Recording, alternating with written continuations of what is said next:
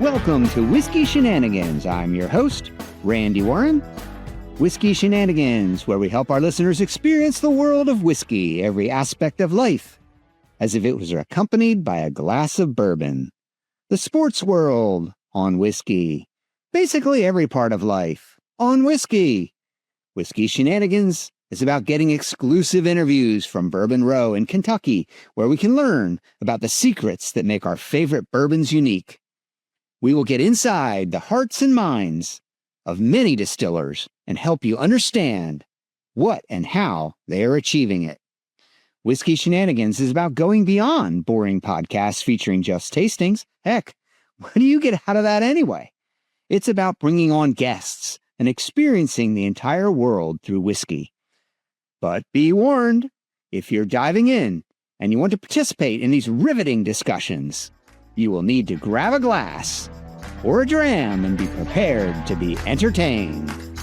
Welcome, Whiskey Shenanigans fans. We are back with you again, and we are very pleased to welcome Jeremy from CaskX.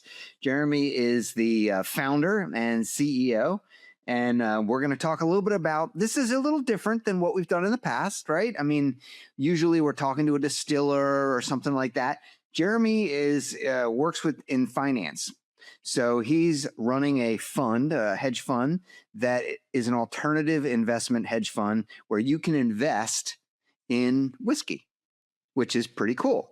And so tell us why you started this, Jeremy, and how did you get here? Because you told me before, you have investments kind of all over the world. So how did this all begin? Sure. First of all, thanks for having me. Answer to your question, I've been involved in alternative assets over the years, mainly passion investments. Mm-hmm. So initially we were involved in wine investment in Asia, mainly in Singapore. Then we were running a business in Chinese contemporary art investment, believe it or not, in Hong Kong. Nice. And prior to selling the business in Hong Kong, of course, we had a huge database of alternative investors. Right. And we would meet up occasionally, or we'd field inquiries, and they'd ask us about investing into whiskey. So obviously a little bit of due diligence. And, we established that it wasn't a dissimilar business or a business model from selling art or selling wine for investment. Right. It's something that, of course, people love and are very passionate about. Yeah. And there is the opportunity, if certain boxes are ticked, to make money in that area. So when I sold the business, I was precluded from selling art. I thought, okay, let's sell whiskey. And here we are. Yeah. Wow. So, and where did did you start with bourbon or scotch or both? Yeah, no, good question. So initially, the plan was to open the first office here in Los Angeles. And I was busy running around in LA in March 2020, ready to sign a lease on an office. So the first office we opened was actually in Sydney, Australia. Okay. And it was kind of a different way to start a business. The staff that were going to come and work here in LA from all over the world, literally, some in Taiwan, Singapore, the US, Australia, UK, of course, that they couldn't travel. So we set up the business completely remotely. And it worked out very well because initially, of course, we were selling barrels, I should say. So initially we were sourcing barrels of new make from Scotland. New make is, right. So literally just on into the barrel, ready to go. Not aged yet. Not aged at all. So literally, when you buy it, it's literally kind of 1 day old, as it were. And the business went very well because a big factor was that everybody was picking up the phone. Everyone was picking up. People weren't wasting money on holidays, I guess. They weren't dodging calls either. They were like, please call me, talk to me. Yeah, the business went very well initially. We very quickly opened a second office remotely in Hong Kong. Right. Because I've got this huge database of alternative investors. that have built up over the years. And finally, after I got government permission to travel, I was able to come to LA in November 2020 and open the first business here. Initially, again, selling Scotch whiskey barrels to investors.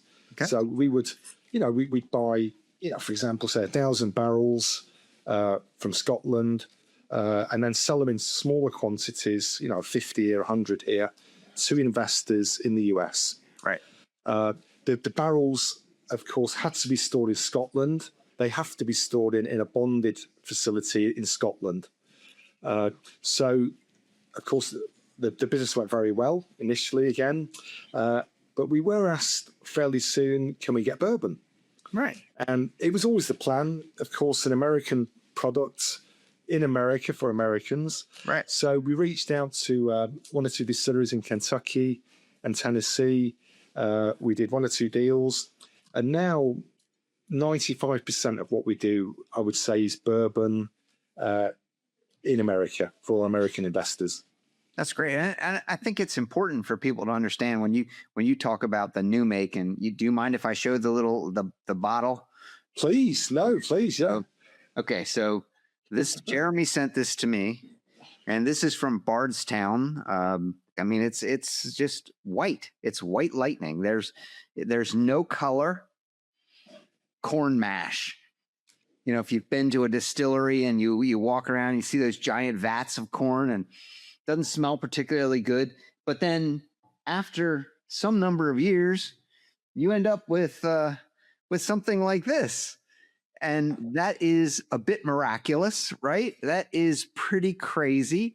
This is a rabbit hole that Jeremy sent me. It's a high gold Kentucky straight bourbon whiskey. It's a high rye double malt. Very, very interesting bottle, and beautiful color. And so what people maybe they've heard about it, but they didn't really recognize that the barrel gives it all the color. The barrel gives it 80+% of the flavor. So it's that aging process. So not to speak for you, Jeremy, but I think the part of the investment thesis here is you start with this and you end up with the other stuff. So it's getting better with age. Exactly. It's just difficult, right? But this is a product where, when you sell it to your customers, like me or whatever, you end up with something better than what you started with just through the aging process. Exactly. I mean, I think I believe it's one of the few assets that if market conditions stay exactly the same, so there's the same amount of buyers, same amount of sellers, it will increase in value over time. And there's very few assets that could say that, because most assets are obviously governed by market conditions. Right. And it's a wonderful example to see the new make. And when we're engaging with investors or at events, we always take new make with us.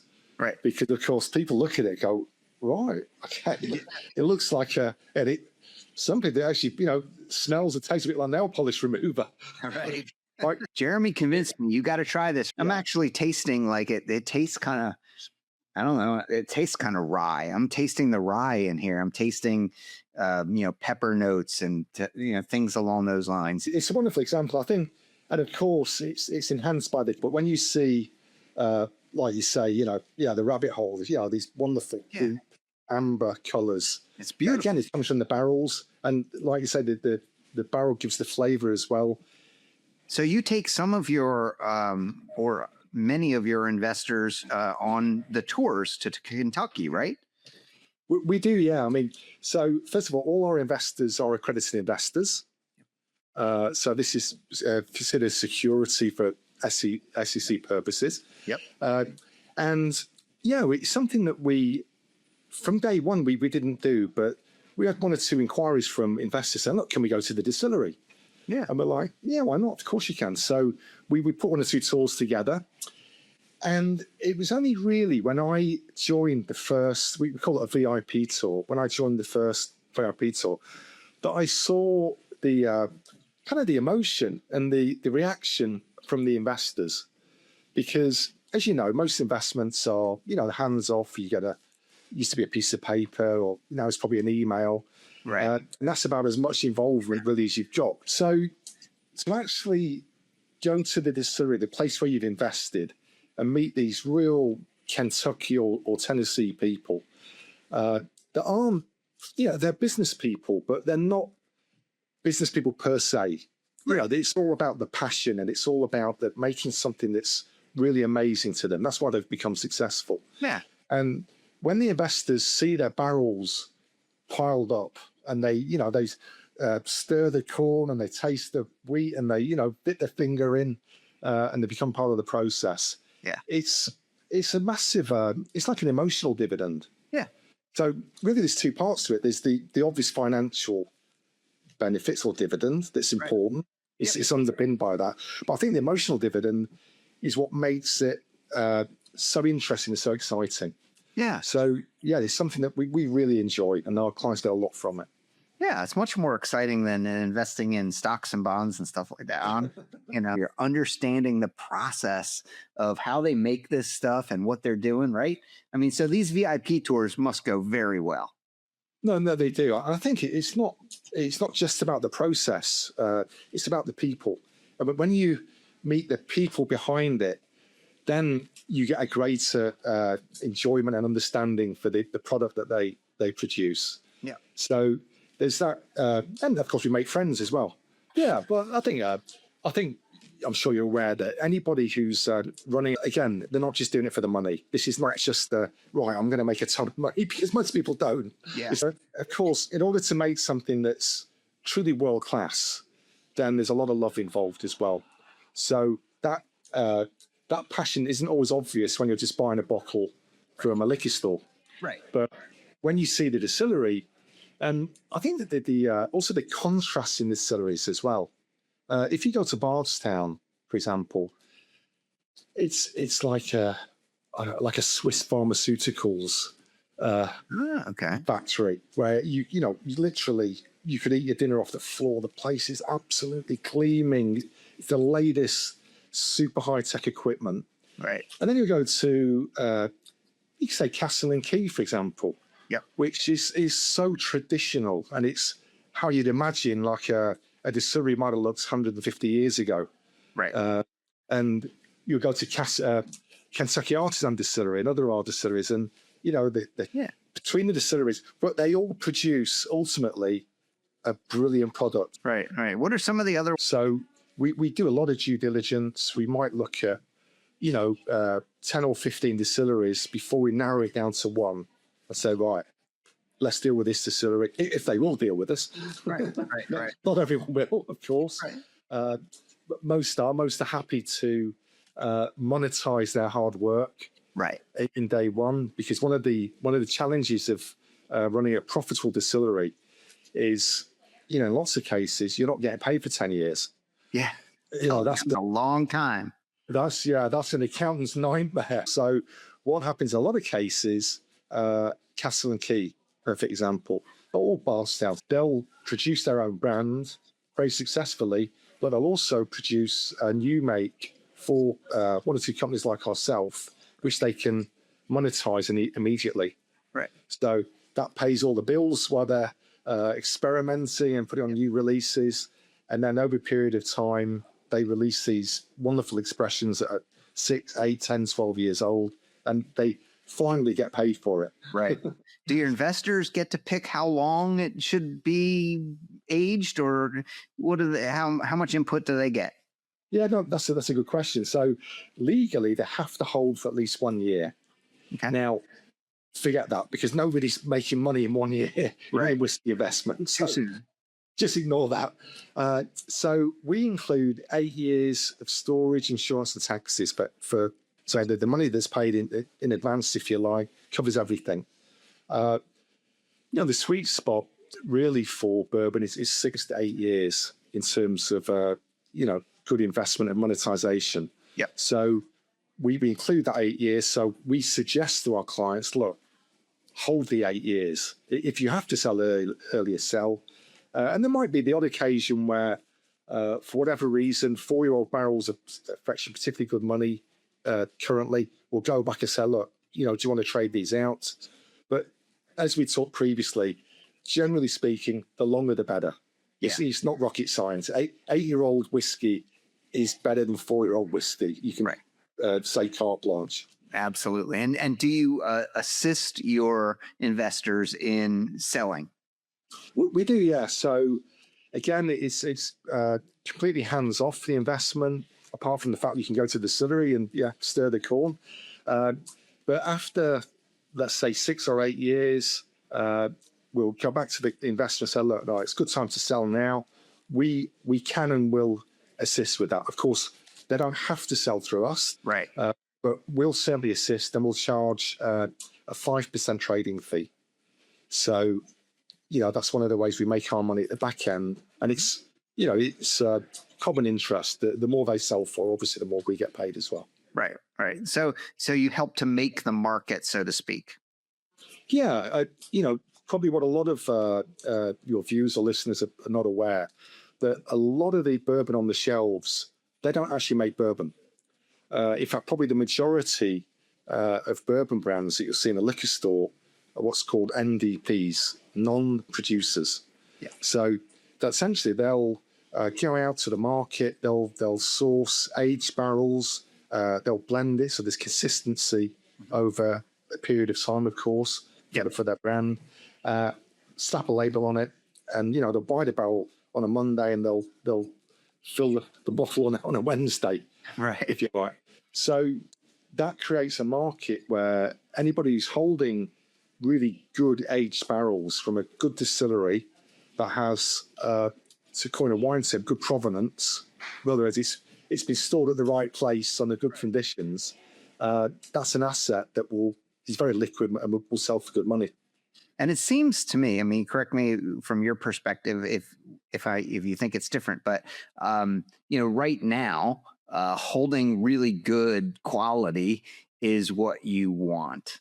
If it's not good quality, it's not because there's better aged product on the shelves because the whiskey market is not as hot as it was during COVID. Is that right? Exactly. I mean, there's 2 factors to that. One of it is there's better quality aged bourbon available, because at one point you couldn't find anything older than 2 or 3 years. It's kind of ridiculous. Right. But what we are seeing in general is a similar trajectory to what happened with Scotch 15 or 20 years ago. 20 years ago, nobody drank single malt, hardly. I'd say no. There wasn't a great deal. It was basically blends. It was Johnny Walker's, these kind of generic Scotches, and these great single malts went into the blends, which would be kind of really crazy now. But of course, once people started drinking single malt, then they start asking about the age statement. And then when they ask about the age statement, of course, the longer is better. So any whiskey now, or any Scotch, I should say, that you see on the shelves, 90% of it has an age statement. Yeah. So bourbon's following a almost identical trajectory in that people are beginning to have an appreciation for more age statements. Yeah. So even the big brands, Jim Beam, so on and so forth, more and more they're issuing like 10-year-old, 12-year-old. Can it be aged too long? It can, yeah. Unlike this Scotch is 72 years old. so just to give you an idea on that, there's no such thing as a 72-year-old, but you probably wouldn't want to drink it. I think once we start getting past 20 years, you've got to really manage it and monitor it. Yeah. Because of the climatic conditions, I'm sure you're aware of angel share, where it evaporates depending on the humidity and the heat. Yep. So there's 2 things in play. One, you need some whiskey in the barrel at the end of the day. If it's all evaporated, it's kind of a waste of time. And 2, what's left has to be of a high quality, and it isn't always the case. So that's why you see with Scotch and with bourbon, when you get these 20-year plus expressions, that they can be very, very expensive because they're super rare. And so we've got some. You were kind enough to ship some Castle and Key and some Rabbit Hole. Yeah. This Castle and Key, it's beautiful here. This is a wheated, see the word wheated on here? So this is wheated, and it is Kentucky straight bourbon whiskey, 108 proof, small batch. So Castle and Key is literally made in a castle on the banks of a little river there that I've visited, and they do a really nice job. It's where Colonel Taylor was the original guy who started the castle thing, and then Castle and Key came along later and said, "We need to fix this place up. This place is amazing, and we need to make some really great bourbon out of here." And so that's what they started to do. This is actually one of my favorite bourbons. It's got some age to it. I think it's, if I'm not mistaken, 6 or 8 years old, is it? This one's 7 years. There you go. Yep. Really? What a difference from the. I mean, this it's interesting though. This one is wheated, and so you would think it would be a little more mellow, but I still feel like it's got some rye to it. It's like baking spices, and I mean, definitely you got the vanilla and the caramel, but I get some pepper. I get a little bit of oak out of it. And it feels like it kind of explodes in your mouth a little bit. It's like, whoo, nice spice, so it's wheated, but I think the mash bill has spice in it. No, I get a lot of spice, and it's one of my favorites. A great place. We've got the Rabbit Hole, which is, now it's called. It's not as explosive on the nose. Not as explosive on the nose. But this I would assume is around about 3 years old. So it's a really good example of the progression from. I mean, you get marshmallow, you get the roasted grain taste. It's high rye, and it's double malt. So I don't think there's any wheat in the mash bill here. Probably, let's see, 70% corn, 25% malted rye, and 5%. And it's a great place to visit. Again, contrast in the middle of Louisville. So, of course, for a lot of people, when they fly into the Bourbon Trail, right, it's a good starting point. And it's a lovely contrast from a product that's made from corn and wheat and barley, but this is actually produced right in the middle of Louisville, and it's just right. Fantastic. Well, this has been really enlightening, and if you're interested in investing in bourbon, we know a guy. Okay. Lovely. So get in touch, and we'll try to get people in touch with you, Jeremy. And this has been a great discussion, and we thank you for your time, and we thank you for the demonstration of the new make versus the good stuff that comes out after that happens, and and for the description of what you're doing. And it's really it's innovative. Love it very much. Lovely. No, thank you for having me, and hopefully we can catch up maybe at the Bourbon Festival in Absolutely. September. Again, if you haven't been, you need to go. It's if you love bourbon, it's the best place in the world. Yep, I missed it last year, but I'm going to be there this year. Already made my reservation. I'll see you there. Sounds great. Have a great day, Jeremy. All right, Whiskey Shenanigans fans, here we are again for a episode of the shenanigans portion of our show. And I thought today that we would cover a topic in the whiskey world that was kind of interesting. It's been coming up a lot lately. I don't know if you've heard about the idea of barrel picks. So a barrel pick is when someone arranges to go to Kentucky and go to a distillery, and they bring out some barrels for you to taste. You find the one that really appeals to you, and then you buy the entire barrel. So you can put it back in storage and have it aged a little bit further, or you can just take it right there and they'll bottle it for you and label it for you and send it out to you. So, how many bottles of whiskey do you get out of a barrel? Somewhere around 150 to 200, 220 at the most, something like that. So, not too many individuals are going to go and do a barrel pick because what are you going to do with 200 bottles of the identical same whiskey? I mean, you better like it because you got nearly a lifetime supply. But, the barrel pick is really has taken off. And let's go over that. So when did this start? So it really started in the 80s, 1980s and the 1990s. Programs started with some big distilleries like Buffalo Trace and Jim Beam.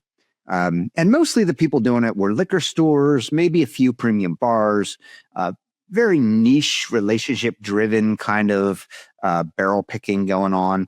It was really in its infancy. And then the next phase, I'd say, was more like an expansion phase in the early 2000s. Some growth alongside with, a little bit of a bourbon revival that was taking place at that time.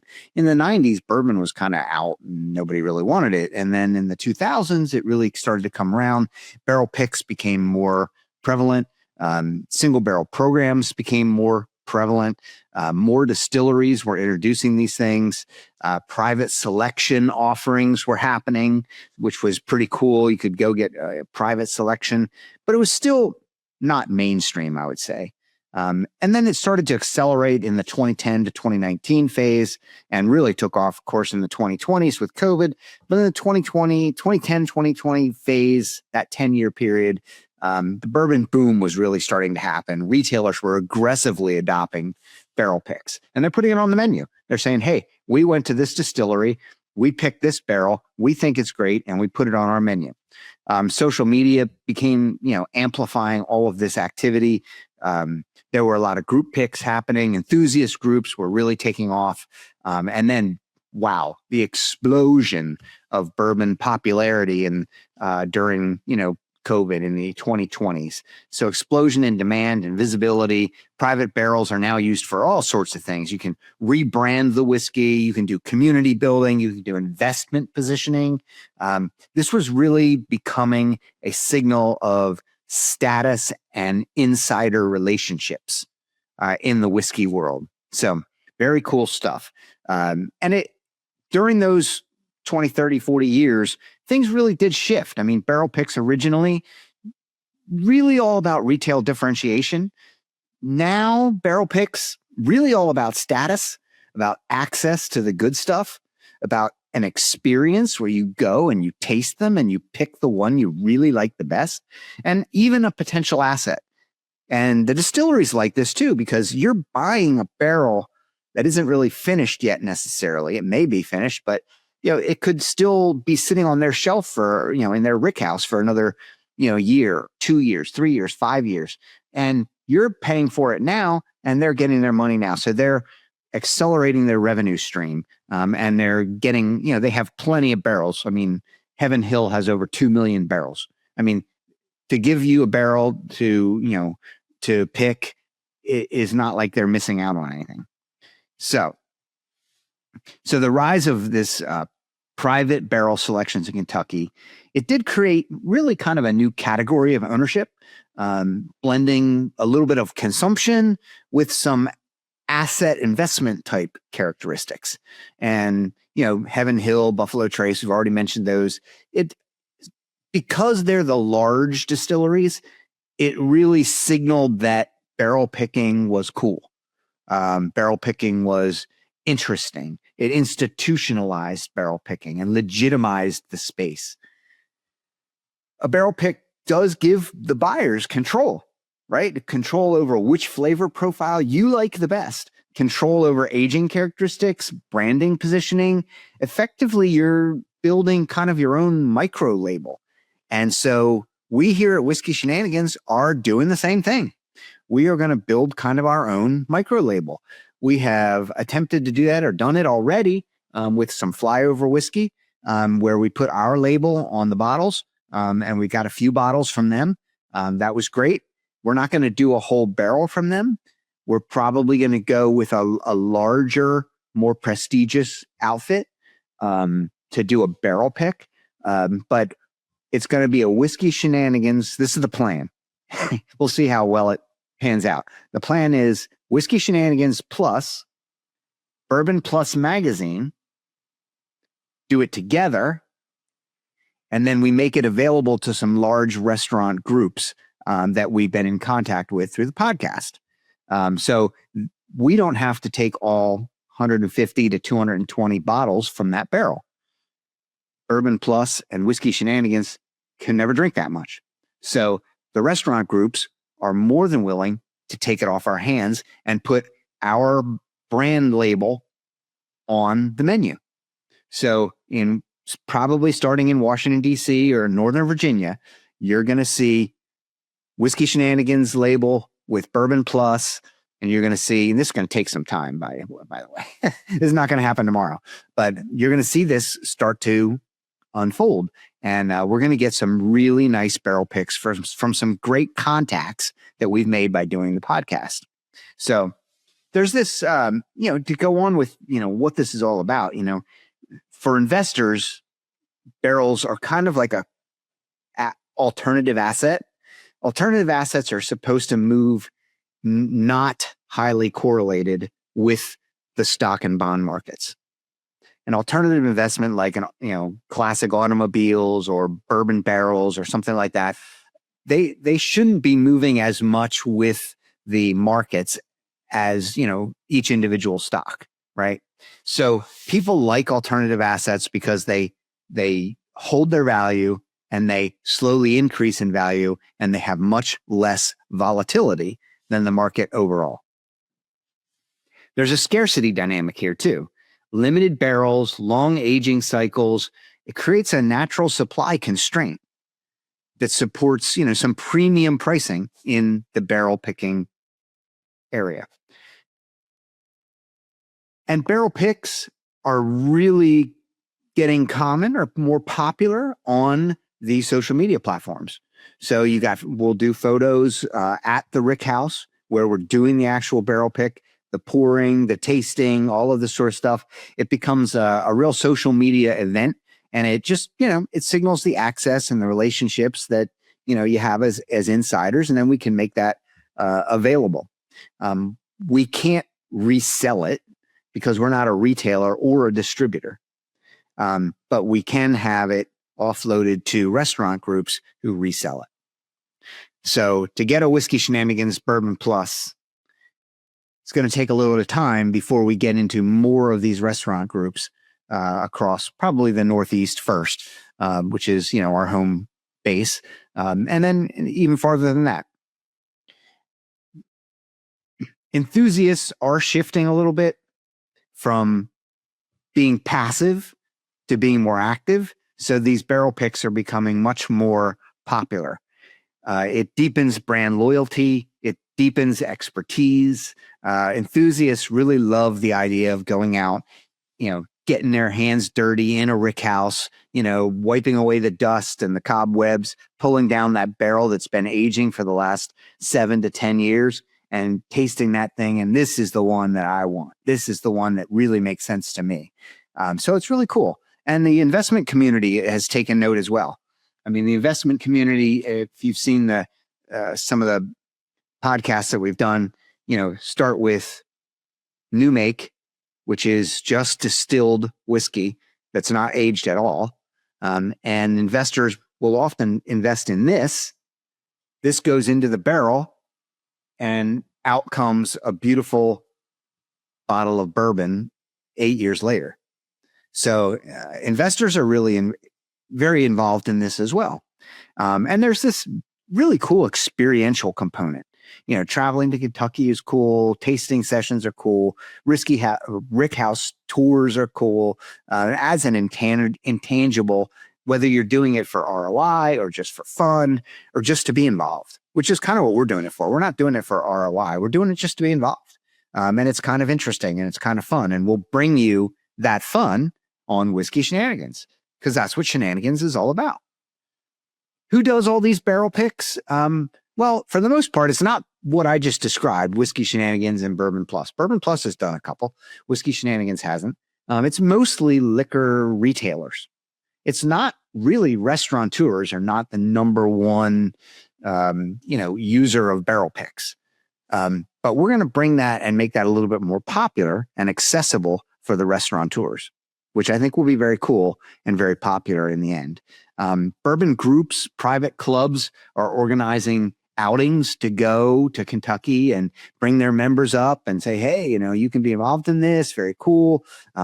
You can split the barrels amongst all the members. bars and restaurants, like I said, they're not the number one, but they are a part of this. Distributors are a part of this. Sometimes they'll coordinate barrel picks for key accounts. Corporate high net worth buyers, they're part of this. It's really taken off, and it's really an interesting way to go about getting some whiskey. And as you guys probably know, we've done the flyover whiskey where we created our own mash bill. We had it distilled for us. We had it aged for us. They sent it to us. Then I took it and I did some finishing techniques on it. And I got to say, turned out way better than I thought. Really, really good. So what we're going to do is we're going to get a barrel pick, and we may do some finishing, or we may just be satisfied with exactly as it is. We're going to put our Whiskey Shenanigans Bourbon Plus label on it. We're going to get it out to the restaurant groups, and then you'll be able to get it in the restaurants and the bars. That would be pretty cool. So that's our shenanigans for today, everybody.